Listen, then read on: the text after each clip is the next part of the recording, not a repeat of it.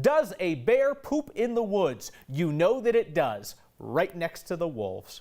Colorado now has confirmed wolf feces. And the excitement over the excrement is because poop is proof, where paw prints didn't definitively show that wolves were back in our state. So that is why wildlife workers followed those prints seen near an elk carcass in Moffat County. Followed the prints until they nearly stepped in it. Then they scooped it, 4 scoops in total, and sent those scoops to a lab where tests confirmed wolves have returned to Colorado.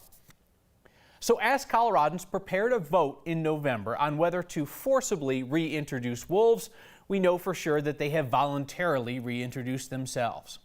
All this talk about the first wolves to return got us thinking about the last wolves to leave. I mean, it's not like they moved to Arizona to retire. We killed them. Specifically, somebody working for the government likely killed the last wolf in Colorado. That is not something that the government highlighted when we asked them about the last wolf in Colorado.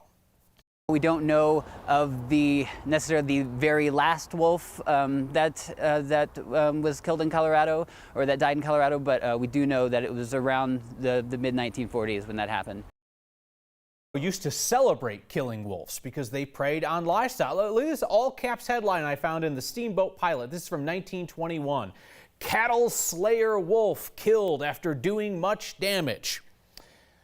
Today, I went down a rabbit hole, much like a wolf would, trying to track down what happened to Colorado's last known specimen. Several scholars and authors have written that the last wolf was killed in either 1943 or 1945 down in Conejos County. A wolf that was likely killed by a hunter or trapper who was authorized by the government to exterminate every one of the wolves. But then those old trappers kept coming back to the then Division of Wildlife, kept coming back for decades, insisting that they still saw wolves. 1953 on Corona Pass, 1967 Saguache Park, 1972 Woody Creek near Aspen. Now these were not confused tourists who couldn't distinguish a wolf from a coyote or a dog. These were the men who knew wolves best.